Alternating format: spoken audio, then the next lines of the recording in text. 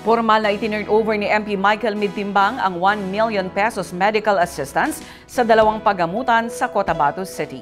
Ang PPP story mula kay Jen Garcia.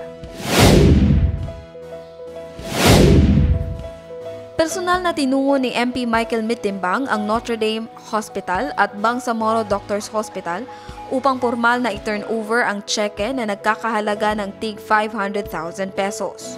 Isinagawa ang turnover ngayong araw ng Martes, September 9, 2025. Katuwang ng mambabatas ang Ministry of Health sa pamamahagi ng tulong medikal sa mga nabanggit na ospital. Ang pondo ay mula sa MOP ng mambabatas. Isang liham ng pasasalamat ang iginawad ng Notre Dame Hospital sa opisyal para sa ibinigay nitong tulong pinansyal. Honorable Michael, warm greetings of peace. On behalf of Notre Dame Hospital and Sianacari sa Cotabato Incorporated, its management, staff, and most especially our patients, we wish to extend our heartfelt gratitude for your generous support in the amount of 100,000 pesos.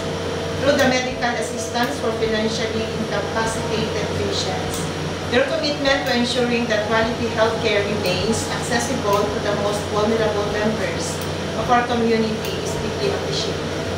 Your assistance has provided not only financial relief, but also hope and comfort to patients and families facing difficult times. This act of compassion strengthens our shared mission of serving with dignity, care, and respect, especially to those who have less in life. We are fully grateful for your dedication and partnership.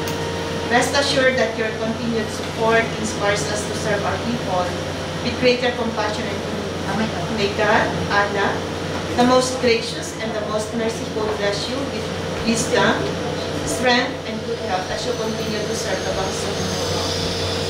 Respectfully yours, on behalf of Notre Dame Hospital, Sister Elisea Epilasio. Thank you so much po. Thank you, Sister. Opo, thank you din. Thank you so much. Nagpaabot rin ng pasasalamat si Dr. Miriam Canacan sa pamunuan ng BARM at kay MP Michael Midtimbang para sa iniabot na tulong ng opisyal. Nagpapasalamat kami sa ngalan ng Bangsamoro Doctors Hospital. Kami ay nagpapaabot ng pasasalamat sa pamunuan syempre ng BARM. Then pangalawa syempre yung butihing MP Michael Midtimbang po. Maraming salamat po sa iniabot na tulong pinansyal para po sa mga pasyenteng hindi gaanong makayanang magbayad ng kanilang mga hospital bills. Layo ni MP Michael Midtimbang na mabigyan ng pondo ang lahat ng ospital sa Cotabato City.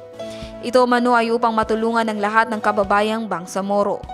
Nais rin ipagbigay alam ng mambabatas na ang kanyang tanggapan ay nakapagbigay rin ng pondo sa Davao Doctors Hospital at Deseret Ambulatory Referral Center na pwede i-avail ng mga mamamayang Bangsamoro. Magtungo lamang umano sa kanyang tanggapan. Naglagag tayo rin ng pondo sa Kabakan para sa mata kay Honorable Minister Jojo Sinulinding. Pati sa Davao Doctor na nagbigay rin tayo doon ng 500,000 para kung saan man ang gusto mapagamot yung mga ating kababayan ay kahit kunti makatulong tayo. Hindi ako kandidato kasi maraming nagasalita na nagapapogi daw ako para sa election. Pogi ka naman pero hindi naman tayo, hindi ako kandidato. Yeah. Ang gusto ko mangyari dito, habang nasa posisyon pa ako, ay matulungan natin ang ating mga kababayan at saka the leadership of ating mahal na Chief Minister, si Sir Abdurrahman Sami Gambar Magkakwa, pati po ang ating magiting na minister, si Jojo Sinulinding. Jen Garcia, iMinds, Philippines.